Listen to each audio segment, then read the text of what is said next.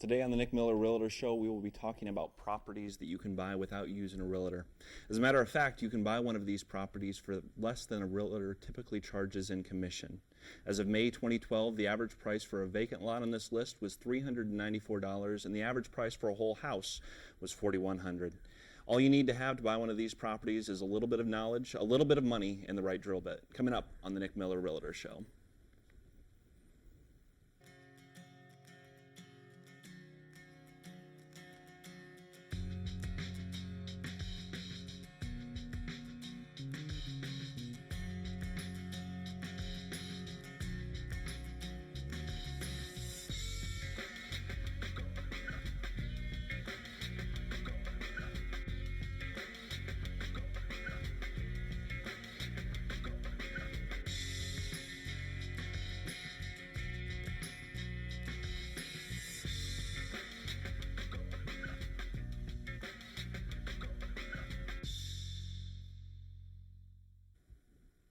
One of my favorite places to look for inexpensive properties is the ACCDC, and you're also one of my favorite departments to work with. Thank you. Today my guest is Pat Day. Pat, tell me a little bit about the ACCDC. What does it stand for? What's your position at the ACCDC? Well, I have the privilege of being the property manager of the ACCDC, which is the Allen County Community Development Corp. Okay. And we are a non-for-profit arm of the county, and we resell the properties that do not sell on the tax sale. Okay. So properties go through tax sale, and then they sit for a while, and then your department turns around and resells them. Right. When we handle the paperwork and from beginning to end. Right. Okay. Now, I bought a few of these houses off you guys, and they're usually very inexpensive. A lot of times under $5,000. Yes, many times they are. Okay. Because they do need, most of our properties need much care. Yeah, much care. Yes. Yes. Well, let's talk for just a little bit about how someone would find one of these properties. What's the first step to, where's your department located at? We're in Citizen Square, Suite 170, Okay. and that's at 200 East Berry Street. Okay. And but most people hear about us word of mouth. Okay. But we have a very nice website, and it's accdc.us,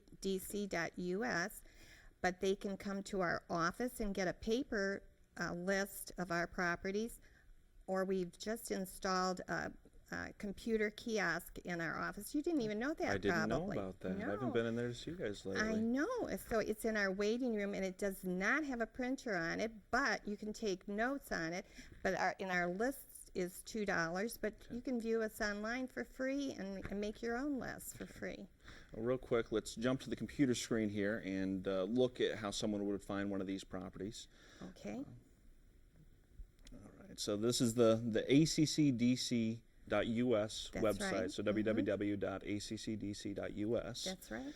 Now let's scroll down here, and we've got information about how to find you guys. Where's the property list? Right there. All right, so I click on that, and then click on this list right here, Yes.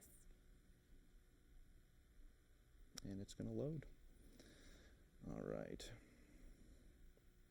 So scrolling down through here, we see a couple of columns. What does this yellow line here mean? I mean, it looks like that's a house for sale because it's got a dot under the house column. Yes, and that's one of the main things to watch for. That means that property has a bid on it, because that's how we sell our houses, through a bidding process. Okay. And from the time that a first bid is made on a property to the time it expires, it is a 2-week period. Okay. So the date on there is the expiration date that you see over in that column there. Okay, the 6/14. Uh-huh. Okay. So that, in actuality, we close the bidding the business day prior to the 14th. So Okay. does it say that it's a Thursday the 14th? I'm Yeah. having a hard time reading it. Yeah, on the screen. Thursday, 6/14. Okay, So Thursday. So we're open Tuesday, Thursday, and Friday, 10 to 3. So that is the expiration date, but that is the date we notify people if they have won a bid or not. So we close the bidding the business day prior, or Tuesday, the 12th. all right, let's scroll down through this list. So this first house we see, again, we know it's a house because there's a dot under the house column. Right. If it's just a vacant lot, then there's dots under the lot column. Yes. So and there can be some confusion in the lots. May I explain? Yeah. The second column there, when it says west of or south of or east of, that's because some vacant lots do not have an actual address. But people will drive by an address and say they want to buy that house for $290. Okay. And that's not the case at all. And I see. but some people miss that. Yeah. So very important to know whether or not it's a full house or it's just a vacant lot. Exactly, and they'll think we made a mistake by not marking it as a house, but in actuality it's the south of or east of type situation. All right. So as of today, page 1, we've got a house for $3,225 as a minimum bid. We scroll down through, we see a lot more vacant lots. If properties are in the bold font, like we see this property on DeWald, that means a new property to the list? Yes. Okay. A new property. So when someone becomes aware of our list, and let's say they come in and buy a new list, and for $2, when I say a new list, they just get our updated list. Okay. And they can keep track of anything new by just looking for the bold print. Okay. They do not have to go through everything, every address. Okay. Sounds good. So that's how someone finds the list on the internet. Uh-huh. So, I guess we've seen pretty much. Are there any other highlights about the website that you want to address, or is that pretty much it right there? I mean, that's the most important factor of the website, correct? Right, and then of course it gives the size of the lot on there, and it tells the minimum bid that we will accept. Okay, so someone's interested in one of these houses. Yes. Let's talk about the process of going from being interested to taking a look at the properties. Now, I'm a realtor. People don't need or want to call a realtor on these properties, correct? No, a realtor doesn't want you to call them. No, I don't want my phone to ring about one of these properties. That's for sure.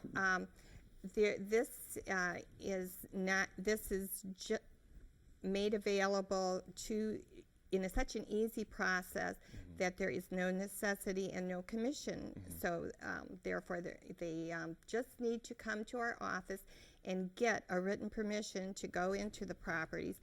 And they need written permission so that the people, including the police, know they're not intruders. Because we unfortunately do not have keys for any of our properties.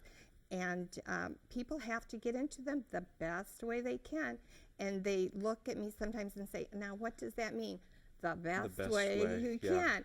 And if there's boards up, they need to take tools and take the boards off and then put the boards back when they're finished. And that's...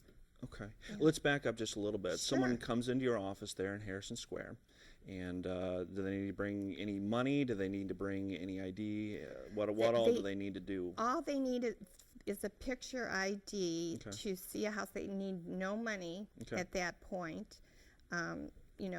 But they don't need to be looking either if they don't have any money. Correct. But they don't have to bring any money. There's no charge to go see a property. Okay, so they come in, they fill out the form, they give you a copy of their ID, and then you give them a temporary license to access the property? Yes, for a 3-day period, and when they get to see up to 2 at a time. Okay.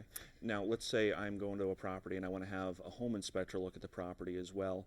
Do I need to bring them in with me, or do I need to fill out another form? No, on our form we have a place for you to sign that and we take down your information.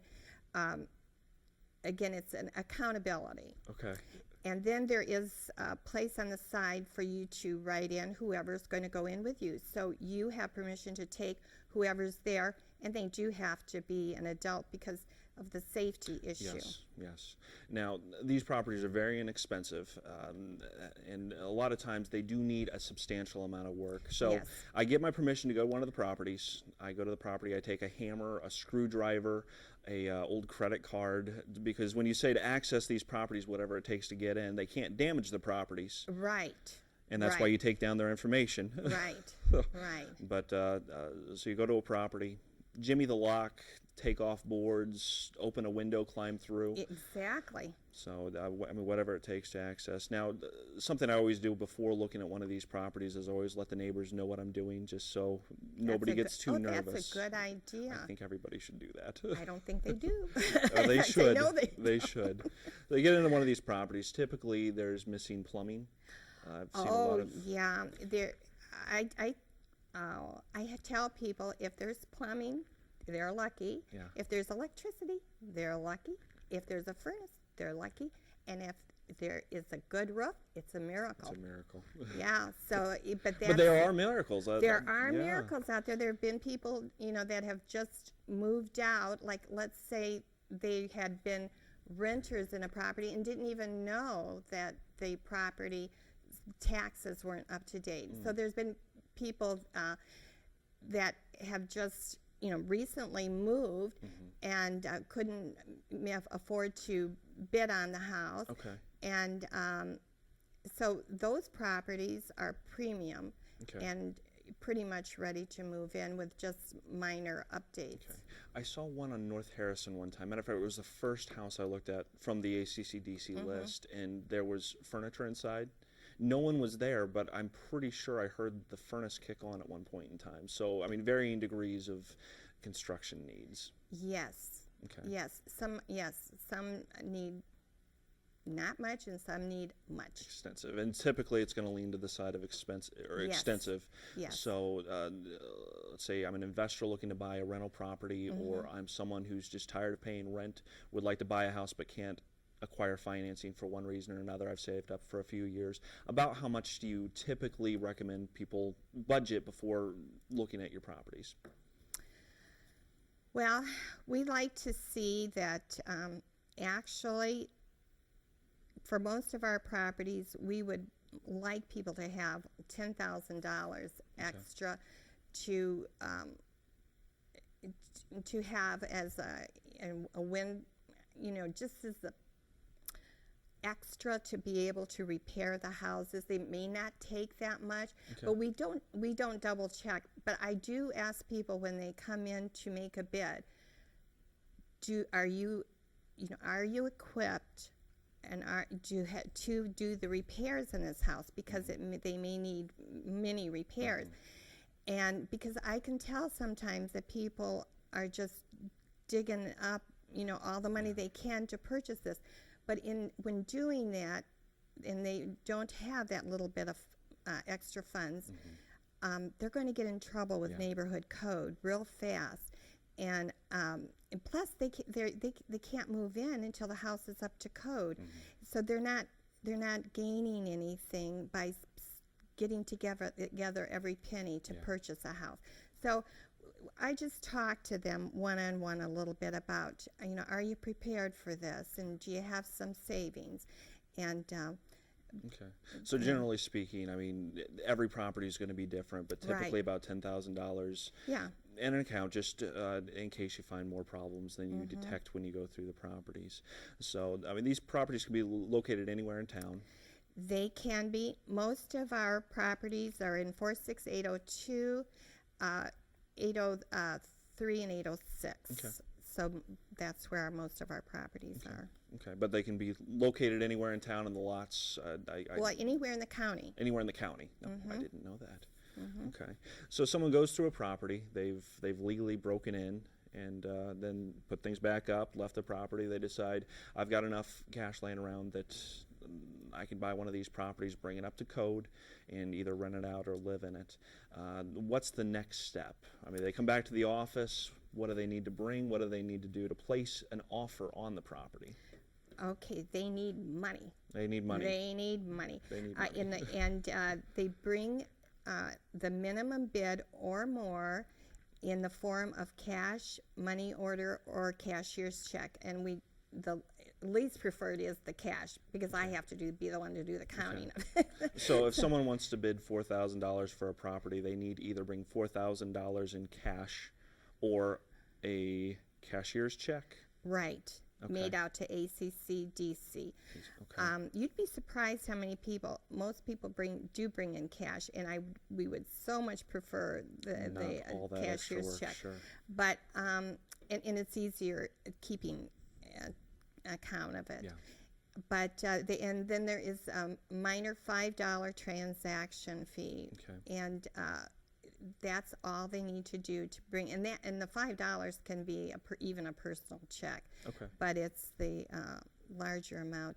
So we write out a bid for them, and if they are the first bidder, if they bid the 31st of May, Okay. then it will expire 2 weeks later, and so we let them know that directly. If they come in the 12th of June, and it's still going to expire on the 13th of June, Okay. or as the 14th. Oh, I'm not very good at this. Big stuff. So, anyways, that's so then it's a waiting game, Okay. and it is crazy waiting game, and people get really nervous, and Yeah. a lot of people come in at 3:00 the day before the expiration to just try to find out Yeah. if they anybody else is coming in bid. But the truth is that we have to keep the bidding transaction. We have to keep all of that confidential. Okay. And So someone comes in, they were the first to bid on a property. Generally speaking, it's best for them to put in their highest and best number on that property, because if it's a house that they see a lot of equity in, they're going to want to make sure they get that property. Right. And for that 2-week period of time, it is an auction, a silent auction of sorts, correct? Yes, it is. Okay. And we do not call if someone else comes in to make a bid. We do not do callbacks. And as a first bidder, you can call our office and ask if there's been any additional activity. But I can tell you right from the beginning almost that there will be additional activity. So we always do prefer the highest and best offer right from the get-go. Okay. But you can always up your offer. You can always up your offer. Okay. So someone made a bid on a property. Mm-hmm. The 2 weeks has gone by, and it turns out that they were the highest bidder for that property. They got the property for a few $1,000s. What is the closing process? Well, the closing process is very easy and very minimal. It's $28. Okay, $28, and that is taken care of in your office, correct? In our office. Okay. $10 for the filing of the sales disclosure, which they have to sign, and then $10 for the filing of the deed, which they do not have to sign. So, Okay. and then they receive the deed in 4 to 6 weeks from the time they come in and sign the sales disclosure. And but in the meantime, they can clean up and clean out the property. Okay. But they can paint. Okay. They can put flooring down, and they can do minor drywall. Okay. But they can't do anything that requires a permit until they actually have the recorded deed in hand. Because you can't pull a permit Right. for a property that you don't legally own just yet. So Exactly. they can do cleanup, they can get rid of whatever stuff is in these properties. Right. They have access to go into the property, to show it to Mm-hmm. contractors, whatever Yeah, needs to be done, right. as long as they're not pouring a lot of work into work that needs to be done through a licensed contractor. Exactly. And we tell people to change the locks and make sure the house is secure, Mm-hmm. so no one can get into the house. And but it's theirs, but it's not legally theirs to do the major repairs. Okay.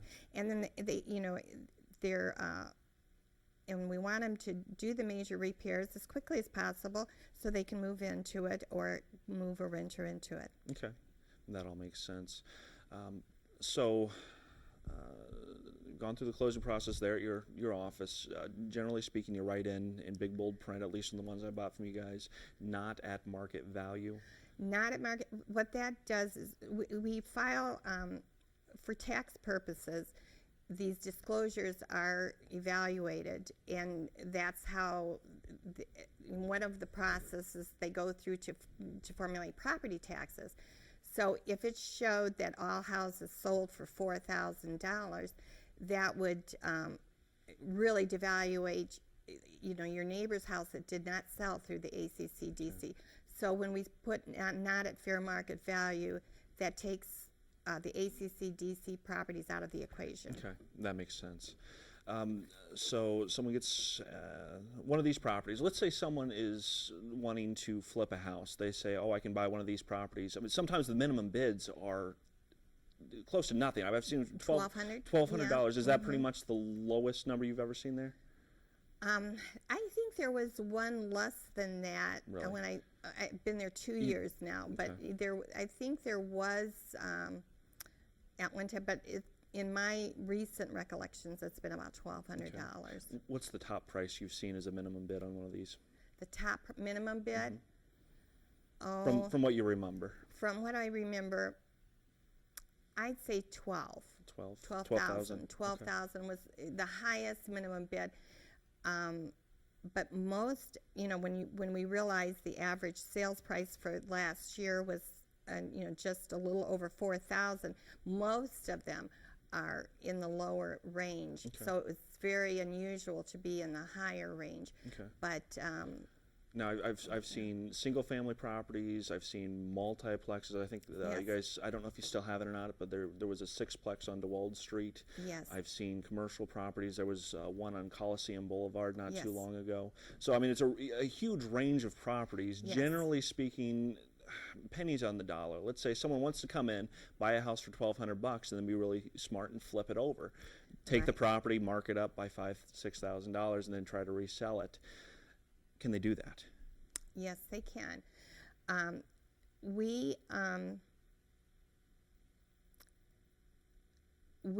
don't police our sales. Okay. We don't police our sales,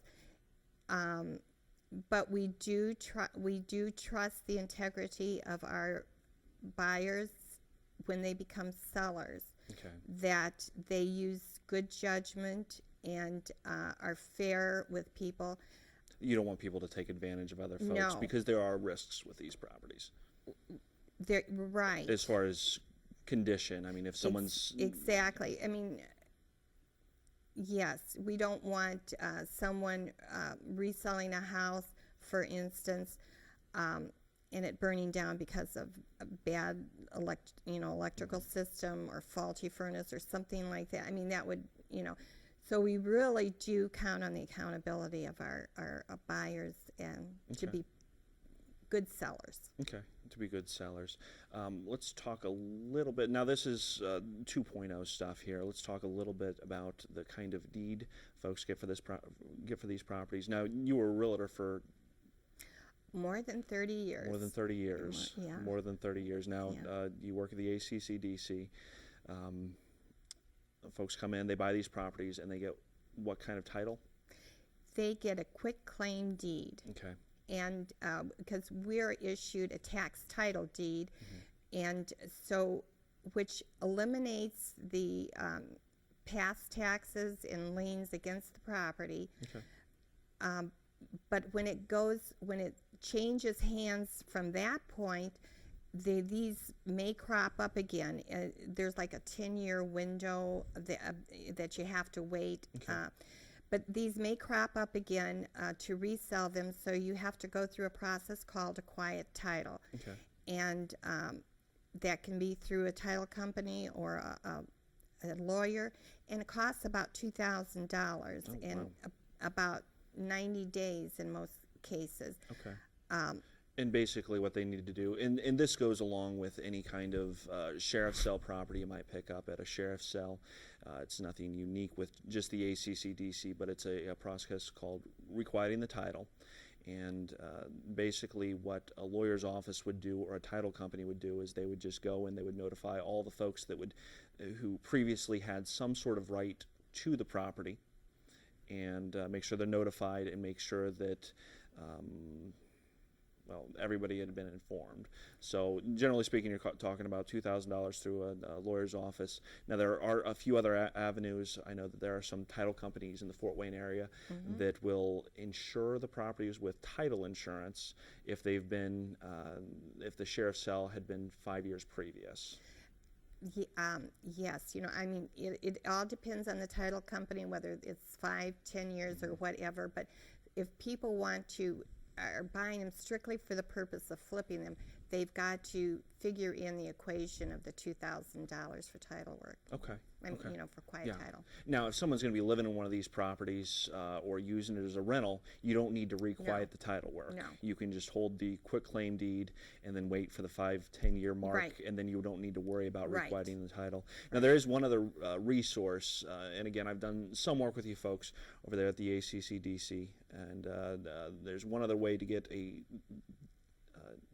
going to mess up my wording here, a title quieted, and that's through a service called taxtitleservices.com. I know Metropolitan Title will give insurance policies or title insurance on properties that have gone through the services provided at that website. But again, that's I think $1,600 roughly, give or take. So that's a good deal. Yeah, that is a great deal, and it's a lot quicker than going through a lawyer's office. I Yeah. believe it's a lot faster. So, but generally speaking, you guys aren't looking to sell these properties who are going to just go out and remarket them. What you're really looking, what is your target customer base? Who do you want to see buy these properties, and what's really the overall goal for the community with these properties? Because a lot of them, like you said, are in distressed condition from varying degrees. Well, I don't know if you realize, we're the only organization like this in the state of Indiana. And I really have to give it to the commissioners for coming up with the ACCDC. Well, let's talk about that a little bit. I mean, Allen County, this is a unique product that Allen County provides.